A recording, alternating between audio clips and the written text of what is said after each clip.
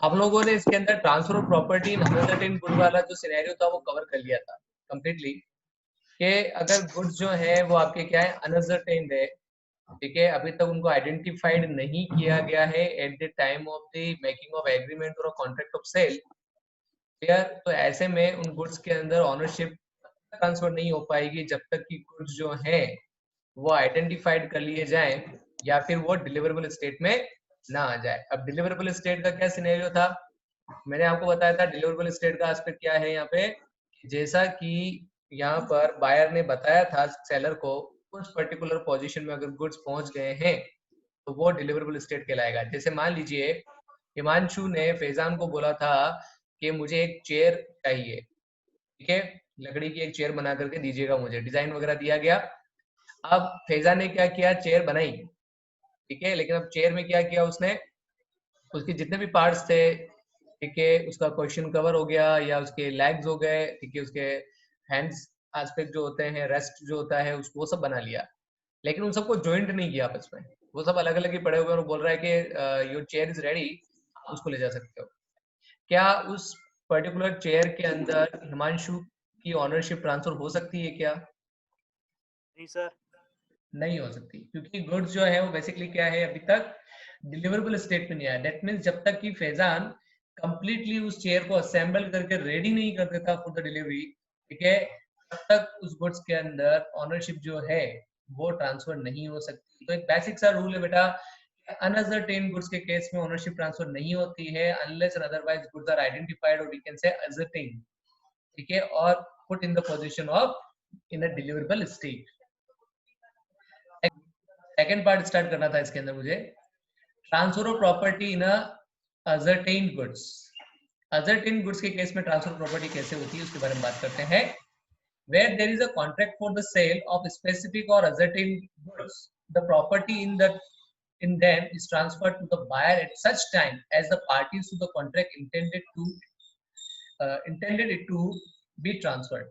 Simple सी बात है बेटा, देखो ascertain goods already identified goods हैं, ठीक है, तो ऐसे में पार्टी जब चाहे, जब पार्टी का इंटेंशन है यहाँ पर ओनरशिप ट्रांसफर करने का, तब उन गुड्स के अंदर जो ओनरशिप है, प्रॉपर्टी जो है वो ट्रांसफर हो जाएगी। दैट मीन सिंपल सा फंडा है कि पार्टीज कब चाहती है उस गुड्स के अंदर प्रॉपर्टी को ट्रांसफर करना, ये सबसे बड़ा मैटर है यहाँ पर। तो पार्टीज जो है to the contract intended it to be transferred जब है, दैट मीन्स वो जब भी चाह रहे हैं ट्रांसफर करना, ठीक है, अभी हम क्या बोलेंगे यहाँ पर, प्रॉपर्टी जो है वो ट्रांसफर होगी as per the section 19 clause 1। For the purpose of ascertaining the intention of the parties regard shall be had to in terms of the contract, contract की terms क्या है उसके बेसिस पर हो सकता है, the conduct of the parties या parties के conduct पर डिफर कर सकता है, ठीक है, या फिर circumstances of the case पर यहाँ पर क्या हो सकता है, गुड्स की जो ऑनरशिप है वो ट्रांसफर हो सकती है in case of goods are already ascertained. Okay, so it is the only when the intention of the parties cannot be judged from their contract or conduct or the other circumstances that the rules laid down in section 20 to 24 apply. अगर आप तीनों ही aspect में cover नहीं कर पा रहे हो, इसमें कॉन्ट्रैक्ट की टर्म से पता नहीं चल रहा है कि ओनरशिप कब ट्रांसफर होगी, that means you didn't decided yet कि ओनरशिप कब ट्रांसफर मानी जाए, ठीक है, पार्टीज के कंडक्ट के थ्रू भी हमें पता नहीं चल रहा है कि ओनरशिप ट्रांसफर होगी या नहीं हुई है, या फिर सर्कमस्टांसेस ऑफ द केसेस जो हैं वो भी यहाँ पर ये रिवेल नहीं कर पा रहे हैं कि ऑनरशिप कब ट्रांसफर होगी। तो ऐसे सिनेरियोस के अंदर सेक्शन 19 क्लोज 3 अप्लाई हो जाता है और वो बोलता है कि यहाँ पर सेक्शन 20 टू 24 जो है, ठीक है, of the sale of goods act वो अप्लाई होंगे। दैट मींस सेक्शन 19(3) बोल रहा है कि सेक्शन 20 टू 24 के अंदर जो रूल्स लिखे गए हैं उनको अप्लाई किया जाएगा अगर इन तीनों ही पॉइंट के थ्रू असर्टेन गुड्स के अंदर प्रॉपर्टी कब ट्रांसफर हो रही है इसका कोई मेजरमेंट यहाँ पर क्लियर नहीं हो रहा है। तो ठीक है, तो दैट सेक्शन 20 क्या है उसके बारे में बात करते हैं। सबसे पहले section 20 says that specific goods in a deliverable state. Goods क्या है, स्पेसिफिक है। स्पेसिफिक गुड्स कौन से होते हैं बताओ जरा।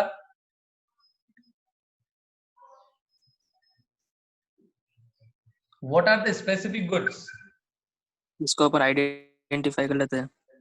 Identified and agreed upon at the time of contract. जब हम कॉन्ट्रैक्ट कर रहे थे ना उसी वक्त क्या हो रहा था आपका, कॉन्ट्रैक्ट जो है वो कंप्लीटली क्या है, बन गया था। ठीक है, तो अगर हम बात कर रहे हैं यहाँ पर कि जब आपने कॉन्ट्रैक्ट जो है किया था उसी वक्त गुड्स को आइडेंटिफाइड कर लिया था, एग्रीड अपॉन कर लिया था कि हाँ यही वाला गुड्स हमें चाहिए, तो वो स्पेसिफिक कहलाता है।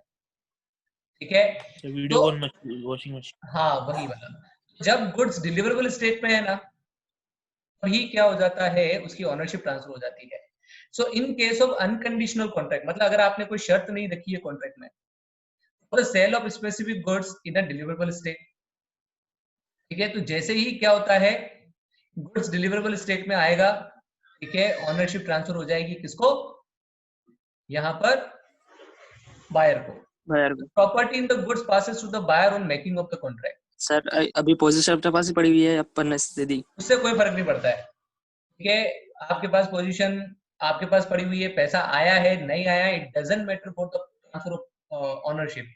पैसा इंस्टॉलमेंट में भी आ सकता है, पैसा 1 महीने बाद भी आ सकता है। गुड्स तो क्रेडिट पे भी तो सेल किए जाते हैं बेटा, क्या गुड्स क्रेडिट पे सेल नहीं होते हैं? होते हैं ना। बिजनेस के अंदर तो गुड्स क्रेडिट पे सेल होते ही है। ठीक है, तो ऐसे में क्या हम लोग हमेशा यही चेक करें कि पैसा आएगा तो ओनरशिप ट्रांसफर होगी? It is not necessary. पैसा इंस्टॉलमेंट में भी आ सकता है, डिलीवरी इंस्टॉलमेंट में भी आ डिलीवरी सकती है। ठीक है, और ये भी हो सकता है कि पोजीशन जो है वो सेलर के पास पड़ा हुआ है, स्टिल ऑनरशिप जो है गुड्स की वो किसको ट्रांसफर हो गई है, सामने वाली पार्टी को। बायर। ठीक है, बायर को हो गई है। दैट इज द सिनेरियो कि इस केस में अगर भी आप, हो रहा है। हाँ, अगर स्पेसिफिक गुड्स है बेटा और वो डिलीवरेबल स्टेट में है, जब आप कॉन्ट्रैक्ट कर रहे हो ना, उसी वक्त आपको उस गुड्स की ओनरशिप ट्रांसफर हो जाएगी। ठीक है, that means eight the time yes of sir. Making the contract for the specific goods in a deliverable state, तो ऐसे में आपको क्या ध्यान रखना है कि जैसे ही आप कॉन्ट्रैक्ट करोगे उसी वक्त उसकी जो ऑनरशिप है वो आपको ट्रांसफर हो जाएगी। एग्जाम्पल जैसे मान लो कि फोन की बात कर रहे हैं, मेरा फोन है, आपको खरीदना है। ठीक है वेदांत, फोन आप देख चुके हो ऑलरेडी पहले कि मेरे पास था, आपने उसको कंप्लीटली चेक कर लिया था। उसके बाद आप मुझे बोलते हो कि sir I want to buy your mobile for ₹60,000। मैं बोलता हूँ ठीक है, मैं आपको 60,000 में इसको सेल करने के लिए तैयार हूँ। ठीक है, तो आप मुझे बताओ कि ये जो गुड्स है वो अनअसर्टेन्ड है या असर्टेन्ड है या स्पेसिफिक है? सबसे पहले तो ये बताओ, ये डिस्टिंग्विशमेंट करना आपके लिए बहुत जरूरी है।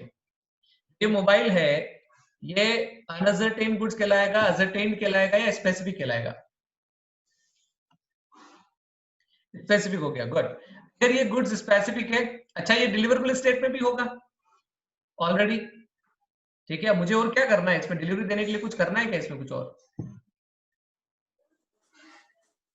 ठीक है, अगर ये डिलीवरेबल स्टेट में है कंप्लीटली, तो जब हम ये कॉन्ट्रैक्ट कर रहे हैं ना, दैट मींस जब आपने मुझे ऑफर किया, मैंने उसको एक्सेप्ट किया, उसी वक्त इस फोन की जो ऑनरशिप है ना वो आपको ट्रांसफर हो जाएगी। You become the owner of that goods. मतलब मेरे एक्सेप्टेंस देते ही आप उस गुड्स के क्या बन जाओगे, ऑनर बन जाओगे।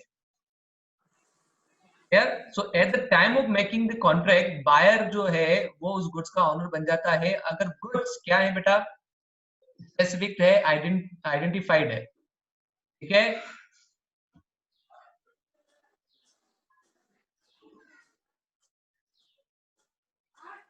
आपने मेरे को कुछ भी अमाउंट नहीं दिया, फिर आपके हाथ से गिर गया फोन, तो मेरे हाथ से गिरा है तो देखो सिंपल सी बात है, अब इसमें जो डैमेज है वो किसकी वजह से हो रहे हैं वो डिपेंड करता है। ठीक है, मान लीजिए कि फोन अभी तक आपने मुझे पैसा नहीं दिया है, हमारा कॉन्ट्रैक्ट हो चुका है, फोन में अगर आपके हाथ में दे देता हूँ, गुड्स आर स्पेसिफिक। ठीक है, गुड्स आर व्हाट, स्पेसिफिक। ठीक है, ऑनरशिप ऑलरेडी ट्रांसफर हो चुकी है eight the time of making contract. अब अगर गुड्स गिरे टूटे कुछ भी हो, ठीक है, सारा का सारा नुकसान आपका है, मैं तो पूरा पैसा लूंगा आपसे। लेकिन हाँ, अगर मेरे पास था और मेरी गलती की वजह से क्या हो जाता है, कुछ गुड्स में कुछ डैमेज हो जाता है, तो I am liable for that damages. मैं उस गुड्स के लिए जो डैमेजेस है उसके लिए लाइबल हूँ, क्योंकि मैं डेली की तरह हो जाऊंगा ना उस केस में। किसकी तरह हो जाऊंगा बेटा मैं? डेली के जो प्रोविजन है वो तो लागू होंगे बेलमेंट वाले, तो उसके बेसिस पर मुझे उस गुड्स की केयर रखनी थी, और मेरे हाथ से अगर नुकसान हुआ है तो उसकी भरपाई मुझे ही करनी पड़ेगी। ठीक है, देख रहे तो वो नहीं, देख रहे वाला सिनेरियो नहीं है उसके इसमें बेटा, देख रहे वाला सिनेरियो नहीं चलेगा, ठीक है। ये वाला नहीं, दोनों की गलती है। आप बताओ कॉन्ट्रैक्ट हुआ है कि नहीं होना हुआ है, यहाँ क्लियर आउट नहीं हो रहा है मुझे, कॉन्ट्रैक्ट हुआ है नहीं हो रहा है, ये आप मुझे क्लियर करो। स्पेसिफिक होने के बाद क्या कॉन्ट्रैक्ट हो गया था? क्या मैंने हाँ बोल दिया था आपको, आपने मुझे ऑफर किया, कॉन्ट्रैक्ट हो गया था, दोनों ही इसको देख रहे थे और गिर गया, तो फिर आपके ऊपर ही रिस्क सारी की सारी। यस, बट रिस्क को ट्रांसफर किया जा सकता है डिफरेंट वे में, वो हम लोग ऑलरेडी डिस्कस कर चुके हैं। दोनों की गलती है सब, दोनों की गलती कैसे? Who can take the loss? आप मुझे बोलोगे आप लॉस बियर करो, मैं आपको बोलूंगा आप लॉस बियर करो। अल्टीमेटली अगर कोर्ट में जाएगा तो कोर्ट तो ये देखेगा कि who is the buyer and what is your intention about the risk transfer, ठीक है। अगर कोर्ट में जाता है यहाँ पर ये डिस्प्यूट, तो कोर्ट तो ये बोलेगा कि now please explain that who is the buyer of the, sorry, who is the owner of that goods. हम बोलेंगे सर कॉन्ट्रैक्ट ऑफ सेल हो चुका था, तो ऑनरशिप तो ट्रांसफर हो गई थी फैजान को मोबाइल की, ऑनरशिप जो थी वो क्या हो गई थी, ट्रांसफर हो गई थी किसको? फैजान को, ठीक है। और ऐसे सिनेरियो में ये क्लियर आउट करना पड़ेगा, कोर्ट पूछेगा कि क्या आपका इंटेंशन कहीं पर भी रिस्क को बाद में ट्रांसफर करने का था क्या? क्लियर, क्योंकि जनरल रूल क्या बोलता है रिस्क का ओनरशिप के साथ में बेटा? जनरल रूल ये बोलता है कि ओनरशिप के साथ में ही रिस्क भी ट्रांसफर हो जाता है, बट लॉ में लिखा गया है आपका अगर इंटेंशन यहाँ पर क्लियरली रिस्क को बाद में ट्रांसफर करने का था, ठीक है, तो आप उसको एक्सप्रेसली वहां पर कॉन्ट्रैक्ट में मेंशन कर दें। रिस्क को ऑनरशिप से डिस्टिंग्विश किया जा सकता है अगर स्पेसिफाइड है पहले से, तो अगर स्पेसिफाइड नहीं है तो फिर रिस्क को ऑनरशिप से डिस्टिंग्विश नहीं किया जा सकता, अलग नहीं किया जा सकता, वो साथ साथ में चलेंगे। तो ऐसे केस में क्योंकि ऑनरशिप आपको ट्रांसफर हो चुकी है, तो रिस्क भी आपकी ही है पूरी पूरी फिर, ठीक है। You will bear that risk, वो सेलर के ऊपर नहीं है, क्योंकि सर हो गई। रिस्क को सेपरेट करने के लिए कौन सी लाइन डालेंगे बीच में? लिखना पड़ेगा आपको क्लियरली क्या कि बोलेंगे? Risk is not passes with the ownership, it will transfer to the buyer, ठीक है, when the possession of the goods is transferred to the buyer, until the possession of the goods is not transferred to the buyer, ठीक है, risk is remain with the seller। इस तरह से जब तक position of goods transfer नहीं होंगे। हाँ, ऐसा किया जा सकता है ना उस केस में कि जब तक कंप्लीटली पोजीशन ट्रांसफर नहीं होगा बायर को, तब तक रिस्क जो है वो सेलर का ही रहेगा, तो ऐसा किया जा सकता है। सर इस केस में तो पोजीशन भी ट्रांसफर हो गया था, ओनरशिप भी ट्रांसफर हो गई थी। ऑनरशिप ट्रांसफर हो चुकी थी, कॉन्ट्रैक्ट बन चुका था, मोबाइल हो गया था कंप्लीट। कितनी बार क्या होता है भाई, मोबाइल देखने के बाद अपन वहीं शॉप के वहीं खड़े होकर के देख रहे होते हैं उसको, और फिर अगर कोई डैमेज हो जाता है फोन के अंदर तो फिर बायर ही रिक्वायर्ड, सेलर तो हाथ खड़े कर देगा, भैया फोन का बिल कट गया था, फोन आपका हो चुका था, वी आर नॉट लायबल। हाँ, company is giving you warranty in that time, आपका वो भी यही करेगा क्योंकि उसका बिल कट चुका है, उसकी ईएमआई वगैरह का सब कुछ फिक्स हो चुका है, तो वो नया बिल नहीं काट सकेगा आप उसको, ठीक है। वो भी यही बोलेगा कि भैया ज्यादा से ज्यादा मैं ये कर सकता हूँ कि मोबाइल का जो कंपनी का जो रिपेयरिंग वाला सिनेरियो वो आपको मिल जाएगा, बस इसके अलावा कुछ भी नहीं हो सकता, because the ownership is already transfer to you, और आपका ऐसा इंटेंशन भी नहीं था कहीं पर भी कि जो डिलीवरी के बाद ही ओनरशिप ट्रांसफर करेंगे। सर अगर पोजीशन तो उसके पास ही शॉपकीपर के पास, और उससे कोई नुकसान होगा तो वो तो उसका ही होगा ना बाय डिफॉल्ट। वो एक सिंपल सा देखो, हमेशा ध्यान रखो इस चीज का बेटा, सेल ऑफ गुड्स के एक्ट के साथ साथ एक पैरेलल एक्ट और चल रहा है, कि वो पैरेलल एक्ट कौन सा चल रहा है? Contract act. कॉन्ट्रैक्ट एक्ट के बैलमेंट के जो प्रोविजंस हैं वो यहाँ पर कंप्लीटली अप्लाई होंगे बेटा, ठीक है। बैलमेंट ये बोलता है कि अगर आपके पास में किसी और का गुड्स पड़ा हुआ है, ठीक है, तो you have to take care of that goods, आपको उस गुड्स की टेक केयर करनी पड़ेगी, क्लियर। अगर उसमें कुछ नुकसान होता है आपकी गलती की वजह से, तो फिर एक सिंपल सा फंडा होता है कि आपको डैमेजेस तो पे करने ही पड़ेगा, कॉन्ट्रैक्ट कैंसिल नहीं होता इस केस में, डैमेजेस पे करने पड़ेंगे। बेटा आई बात समझ में? सर इस केस में डैमेजेस पूरा नया फोन होएगा? नहीं, डैमेजेस उसको रिपेयरिंग वगैरह का जो खर्चा है वो पूरा नया गुड्स दे, ऐसा कोई जरूरी नहीं है। तो सर अगर मोबाइल सर हमने नया पीस परचेज किया, हाँ, अब उसके हाथ अपन को रिपेयर करके दे रहा है तो फिर क्या मतलब सर? वही होगा और कुछ नहीं हो सकता उस केस में। सारी कंपनीज की पॉलिसीज ही यही है। कौन आपको यस नया सर। पीस निकाल करके देगा? No one. आई बात समझ में? देखो, there are many other option in the real life. अगर मैं रियल सिनेरियोज में बात करूं तो देर आर मेनी ऑप्शन। बहुत सारे अगर सेलर्स जो होते हैं उनके पास ऑप्शंस होते हैं तो वो बिलिंग वापस चेंज कर देते हैं, ठीक है, और वो उस वाले फोन को वो रिप्लेसमेंट में डाल देंगे, जो भी करेंगे। अगर उसको ग्राहक बना के रखना है तो वो करेगा इस तरह का सिनेरियो। बट जनरली अगर मैं बात करूं तो वहां वो लाइबल नहीं है वो करने के लिए। वो चाहे तो हाथ खड़े कर सकता है क्लिनिक पे, बिल कट चुका था, आपके हाथ में थी वो चीज, अब गिर गई टूट गई तो वो आपका लुकआउट है, वो हमारा लुकआउट नहीं है। नहीं सर, अगर उसके हाथ से गिरा तो सर? किसके? सेलर के हाथ से? हाँ। सेलर के हाथ से गिरेगा तो भी डैमेजेस की बात बनेगी। वो कह रहा हूँ इंटेंशन की बात होती है, डैमेजेस ही देने की बात की गई है लॉ में। कहीं पर भी ये नहीं बोला है कि वापस पूरा का पूरा नया गुड्स दिया जाएगा, ऐसा कुछ भी नहीं है। डैमेजेस की बात की सर गई अब सर मान लो सर, आईफोन ले रहे हो अपन है। हाँ, अपन में से कोई भी, और वो फूट गई, उसकी स्क्रीन फूट गई सर, अब तो वैसी की वैसी स्क्रीन तो अब डलेगी नहीं, भले कितना भी खर्चा कर ले वैसे, तो अपने साथ तो चाटी हो गई वो सर। तो कंपनी की तरफ से डलवा के देगा ना सेलर। वो उसका लुकआउट है, वो उसको डैमेजेस को कैसे फुलफिल करता है। पर नया आपको पेटी पे मोबाइल देगी जरूरी नहीं है, क्योंकि नया मोबाइल दैट मींस ठीक उसका कंप्लीटली ईएमआई नंबर वगैरह वो सारा चेंज हो जाता है ना बेटा। कोड वगैरह जो होते हैं वो सब चेंज हो जाते हैं। वो रजिस्टर्ड हो चुका है, एक बार बिलिंग हो चुकी है उसकी, तो वो आजकल तो पूरा सिस्टम ही अलग तरीके से वर्कआउट होता है।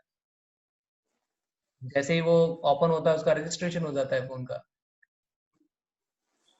इस है। तरीके से वर्कआउट होती है वो चीज। तो उसमें वही है कि वो रिपेयर करवा के देगा। अगर उसके हाथ से गिरा है मोबाइल तो वो कंपनी की तरफ से जो कंप्लीट वापिस आता है स्क्रीन वो लगवा के देगा। या जो भी उसका अदर लुकआउट है वो देखे, वो रिप्लेसमेंट में भेजेगा, करेगा। देखो उनके पास जरा मेनी अदर ऑप्शंस, अब वो कैसे उसको ट्रीट करना चाहता है वो डिपेंड करता है। लेकिन हाँ, आप उसको यू बाइंड करोगे नहीं मुझे तो नया ही मोबाइल चाहिए, वो पॉसिबल नहीं है बेटा। ठीक है, ठीक है सर। ओके। तो आगे बढ़ते हैं इस केस में। सिंपल सा फंडा है बेटा, अगर गुड्स स्पेसिफिक थे और डिलीवरेबल स्टेट में थे ऑलरेडी, ठीक है, तो ऐसे केस में जैसे ही कॉन्ट्रैक्ट ऑफ सेल बनता है ऑनरशिप ट्रांसफर हो जाती है। फिर आता है the property in the goods passes to the buyer on making the contract. ठीक है, ये अपन ने पढ़ लिया। It is immaterial whether the time of payment of the price और the time of the delivery of goods are both is postpone. ये जरूरी नहीं, मैंने भी आपको बोला था बेटा, पेमेंट कभी भी आए, महीने भर बाद आए तब भी ऑनरशिप ट्रांसफर हो सकती है। गुड्स की डिलीवरी 2 दिन बाद की जाए, 3 दिन बाद की जाए, तो भी ownership eight the time of the contract भी ट्रांसफर हो जाएगी। ठीक है, it is immaterial of the delivery of the time of the goods. ठीक है बेटा, जो क्वेश्चन तूने भेजा है ना वो कंप्लीटली डिफरेंट है। उसको देख तू, उसने उस गुड्स को खत्म नहीं किया है। उसको पढ़ो, क्वेश्चन में क्या लिखा हुआ है। Mister Amit was shopping in a self service supermarket, he picked up a bottle of a what color sorry cold drink from the shelf। उसने सिर्फ बॉटल उठाई थी। while he was examining the bottle, जब वो बॉटल को देख रहा था, it exploded, वो बॉटल उसके हाथ में फट गई। बॉटल हाथ में फट गई तो ऑब्वियसली बात है सुपरमार्केट वाला जो ओनर है ये ही इज लाइबल। वो लाइबल है उस केस में, उसको जो इंजरी हुई उस इंजरी का भी पैसा देना पड़ेगा उसको बकायदा। ये जो सर केस बोतल कैसे फट? सॉफ्ट ड्रिंक की बोतलें फट जाती है बेटा, अच्छा, सॉफ्ट ड्रिंक, ठीक है सर। है ना। कोल्ड ड्रिंक थी ना, सॉफ्ट ड्रिंक वगैरह जो होती है उसमें वो गैस होती है, तो कितनी बार जो कांच की बोतलें होती है ना ये फट जाती है, होता है जनरली। और सॉफ्ट ड्रिंक वगैरह देखो, अब ऑब्वियसली बात है कि सॉफ्ट ड्रिंक का एक क्राइटेरिया है कि आपको उसको सही टेम्परेचर में रखना पड़ेगा। हॉट टेम्परेचर नहीं होना चाहिए, कोल्ड टेम्परेचर में आप उसको रखें, और ये सब सीने होते हैं उसके। तो अगर नहीं रखा है तो सुपरमार्केट वाले की गलती। और अगर वो, क्योंकि बायर की गलती क्या है इसमें, कॉन्ट्रैक्ट ऑफ सेल तो बना ही नहीं किसी भी एस्पेक्ट में। बना क्या, वो तो सिर्फ सुपरमार्केट के अंदर जो चीजें सजा के रखी हुई उसको उठा करके देख रहा था, उठा करके देखा और वो चीज ब्लास्ट हो गई उसके हाथ में। ठीक है, तो बायर से वो डैमेजेस कैसे, बायर बकायदा सेलर से डैमेजेस मांगेगा कि भैया मुझे तो नुकसान हुआ है तुम्हारी गलती की वजह से, पे वो रेट। आई बेटा बात समझ में? सर मैं आपको ये वाला ही तो प्रोविजन बता रहा था, आप बोल रहे थे कि वो गया क्यों। मैं इसलिए तो क्लियर कर रहा हूँ, आप उसमें गलत चीज पूछ रहे थे। आप बोल रहे थे कि सर वो तो उसने खरीद लिया है, ठीक है, या उसके हाथ से गिर गया। उसके हाथ से गिर गया इज अ डिफरेंट थिंग। यहाँ पर तो उसके हाथ यस में सर। उसने लिया और वो एक्सप्लोड हो गया। आज अगर आज एक शॉप में जाते हो आप, मान लीजिए आप एक शॉप में गए, आपने एक ड्रेस ट्राई करी और वो शर्ट फट गया, व्हाट? अब किसकी गलती है? मेरा ही लॉस है। तो आपका लॉस होगा ना। सेलर क्यों भुगतेगा उस चीज को? तो यहाँ पर तो बायर की कोई मिस्टेक ही नहीं है, बायर तो उसको सिर्फ चेक कर रहा था, और चेक कर रहा था उस केस के अंदर, और वो फट गई तो बेकार बेचारे बायर के तो इंजरी होगी, तो उसमें हॉस्पिटलाइजेशन का खर्चा वगैरह पूरा दुकानदार से लेगा, वो केस होगा जो अलग उसके ऊपर। बात करते हैं next, specific goods to be put in a deliverable state. Goods identified हो गए थे, लेकिन वो अभी तक क्या नहीं हुए, डिलीवरेबल स्टेट में नहीं। डिलीवरेबल स्टेट में मतलब मान लीजिए उनकी पैकिंग करना बाकी है, आपने गुड्स आइडेंटिफाइड कर लिया था बट उसका पैकिंग वगैरह करना बाकी है, दैट मींस वो अभी तक डिलीवरेबल स्टेट में नहीं। ठीक है, तो ऐसे केस के अंदर सेक्शन 21 अप्लाई होता है, और हमें इसमें ध्यान रखना है कि गुड्स के अंदर ओनरशिप कब ट्रांसफर होगी। ठीक है, so where there is a contract for the sale of specific goods and the seller is bound to do something to the goods for the purpose of putting them into deliverable state, जैसे pricing करना बाकी है, या tag लगाना बाकी है, उसका packing करना बाकी है। ठीक है, तो ऐसे सिनेरियो के अंदर जब तक वो उसको कंप्लीटली डिलीवरेबल स्टेट में नहीं लेकर के आता है, तब तक ओनरशिप ट्रांसफर नहीं होगी। और जैसे ही वो गुड्स के डिलीवरेबल स्टेट के आने का नोटिस किसको देता है, बायर को देगा, उसी वक्त क्या हो जाएगा, ओनरशिप जो है उन गुड्स के अंदर ट्रांसफर हो जाएगी, क्योंकि कॉन्ट्रैक्ट बन चुका है, गुड्स ऑलरेडी स्पेसिफिक थे, सिर्फ उनको डिलीवरेबल स्टेट में लाना था। जैसे ही वो डिलीवरेबल स्टेट में आएंगे और बायर को नोटिस दिया जाएगा रिगार्डिंग द गुड्स, ठीक है, कि गुड्स रेडी है, और जैसे ही वो इंफॉर्मेशन जाती है, गुड्स की जो ऑनरशिप है वो भी किसको ट्रांसफर हो जाएगी, बायर को हो जाएगी। So the property in the goods does not pass until such things is done and the buyer has to notice thereof, मतलब नोटिस देना पड़ेगा। आपने कर लिया है काम, उसको डिलीवरेबल स्टेट में लेकर के आ गए हो, लेकिन उसके बारे में बताया नहीं अभी तक बायर को, तो बायर इज नॉट रिस्पॉन्सिबल। ठीक है, जब तक आपने नोटिस नहीं दिया है, मान लो, और नोटिस देने से पहले अगर उन गुड्स में आग लग गई या वो गुड्स खत्म हो गए, तो उस केस में seller is responsible at all, पूरी तरीके से। ठीक है, बायर नहीं है, कॉन्ट्रैक्ट वैलिड रहेगा, और बायर तो गुड्स की डिमांड करेगा। ठीक है, फिर आपको नया गुड्स देना पड़ेगा, क्योंकि आपने नोटिस नहीं दिया था डिलीवरेबल स्टेट में आने का गुड्स का, किसको, बायर को। ठीक है, now then specific goods to be weighed और मेजर्ड। ठीक है, ऐसे गुड्स जो स्पेसिफिक है लेकिन उनका वेट करना या उनका मेजर करना बाकी है। ठीक है, तो ऐसे केस में क्या होगा, in a contract for the sale of specific goods in a deliverable state where the seller is bound to weight, measure, test or to do some the other act or thing which reference to the goods for the purpose of ascertaining the price, the property does not pass until such act or thing is done and the buyer has the notice of the sale। यहाँ पर भी same scenario है, देखो ऊपर वाला provision ही है एक तरीके से, बस उसको थोड़ा सा अलग कर दिया गया है। ठीक है, स्पेसिफिक गुड्स हैं, वो डिलीवरेबल स्टेट में लाने की बात कर रहे थे, और यहाँ ये बोल रहा है कि अगर मान लीजिए कि सेलर का कुछ काम बाकी है, जैसे उसको वेट करना, मेजर करना, टेस्ट करना, तो जब तक कि सेलर ये सारे काम नहीं कर लेता और कंप्लीटली ये सारे काम करने के बाद में बायर को नोटिस नहीं दे देता इस रिगार्डिंग कि हमारी तरफ से कंप्लीट है सारा काम, तब तक ओनरशिप उस गुड्स में ट्रांसफर नहीं मानी जाएगी। आई बात समझ में बेटा, क्लियर? आता है next C point, that is transfer of property in a sale by approval. Transfer of property in a sale by approval का क्या सिनेरियो है, अगर हम ट्रांसफर ऑफ प्रॉपर्टी की बात कर रहे हैं और अप्रूवल, आप लोगों ने अकाउंट्स में पढ़ा होगा ये सेल बाय अप्रूवल, हम लोगों ने गुड्स ट्रांसफर कर दिया है, ठीक है, सामने वाली पार्टी को, हमने बोला आप चेक कर लीजिए, ठीक है, अगर आपको समझ में आ जाए तो आप हमें वापस नोटिस दे दीजिएगा, ठीक है, आप अपनी अप्रूवल दे दीजिएगा, और जब आप अप्रूवल दोगे तभी हम उसको एज ए सेल रिकॉर्ड करेंगे। दैट मींस ओनरशिप कब ट्रांसफर होगी बेटा, जब बायर की तरफ से अप्रूवल आएगी या बायर का कंडक्ट किस तरीके का है जो शो कर रहा है कि इम्प्लाइड वे में बायर ने क्या कर दिया, यहाँ पर एक्सेप्टेंस दे दी। ठीक है, इम्प्लाइड वे में क्या कर दिया है, बायर ने एक्सेप्टेंस दे दी है। क्लियर? तो सेल बाय अप्रूवल का सिंपल सा फंडा है बेटा कि अगर गुड्स अप्रूवल बेसिस पर ट्रांसफर किए गए हैं बायर को, तो जब तक बायर अप्रूवल नहीं देता तब तक उसको रिपोर्ट नहीं किया जा सकता, दैट मींस ओनरशिप ट्रांसफर नहीं होगी। ठीक है, या फिर बायर का कंडक्ट इस तरह से इम्प्लाइडली हमें शो नहीं करता है कि वो उस गुड्स को रख रहा है, या जो टाइम दिया गया था उस टाइम से बियॉन्ड अगर वो गुड्स अपने पास में रखता है, ठीक है, तो ही हम लोग ये कह सकते हैं कि ये सेल है, यहाँ पर ओनरशिप ट्रांसफर हो गई। क्लियर? लेकिन अगर रिजनेबल टाइम पास नहीं हुआ है अभी तक, उसका कोई रिप्लाई नहीं आया है, उसका कंडक्ट भी हमें शो नहीं कर रहा है इस तरह से कुछ भी, तो वहां पर ओनरशिप ट्रांसफर नहीं मानी जाएगी। क्लियर? क्योंकि जब तक वो अप्रूवल नहीं देगा तब तक हमें वेट करना पड़ेगा। So when goods are delivered on approval, section 24, when goods are delivered to the buyer on approval or on the sale or return or on the other similar terms, the property therein passes to the buyer when he signifies his approval or acceptance to the seller. He कौन? Buyer. ठीक है, buyer जब तक कि अपनी approval signify नहीं करता है सेलर को, तब तक ये नहीं कहेंगे कि ऑनरशिप ट्रांसफर हो गई. ठीक है, when the buyer does not does any other act at adopting the transaction, जैसे वो गुड्स को प्लेज कर देता है या आगे किसी को सेल कर देता है, तो इट impliedly showing that के बायर ने अप्रूवल दे दी है.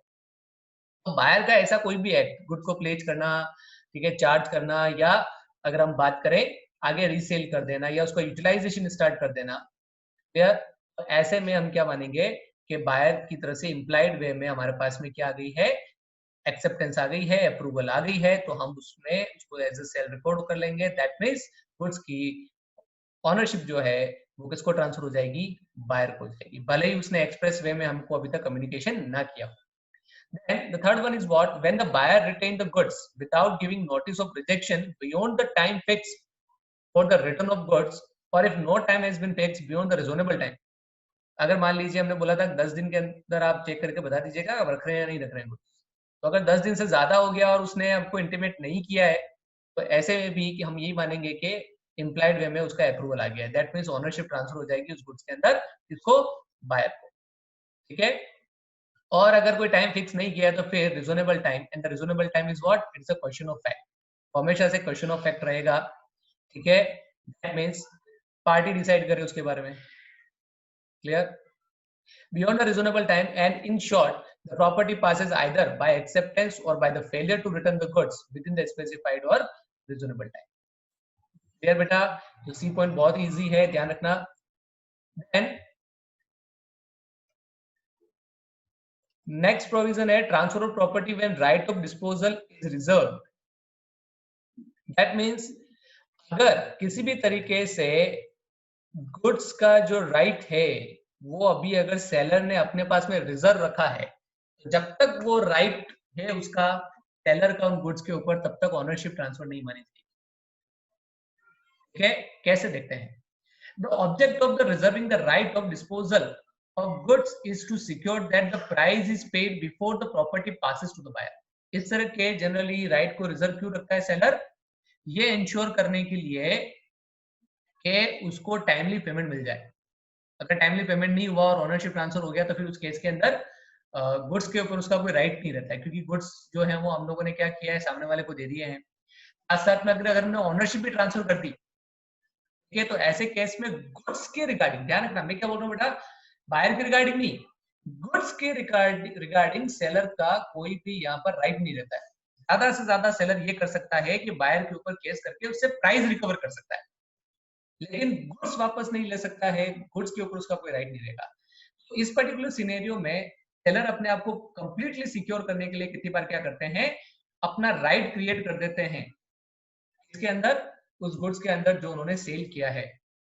जब तक उनका वो राइट है उसके अंदर, तब तक प्रॉपर्टी पासेस नहीं मानी जाएगी, प्रॉपर्टी जो है बायर को ट्रांसफर नहीं मानी जाएगी. ठीक है, जैसे कि जब तक कि लास्ट इंस्टॉलमेंट पे नहीं होगा, तब तक आपको आरसी नहीं मिलेगी गाड़ी की, है ना, या गाड़ी की जो पेपर्स है वो आपको नहीं मिलेंगे. बाइक खरीदी आपने इंस्टॉलमेंट्स के अंदर, तो आपकी आरसी किसके पास रहती है? आपके पास रहती है या बैंक के पास रहती है या फाइनेंस कंपनी के पास रहती है?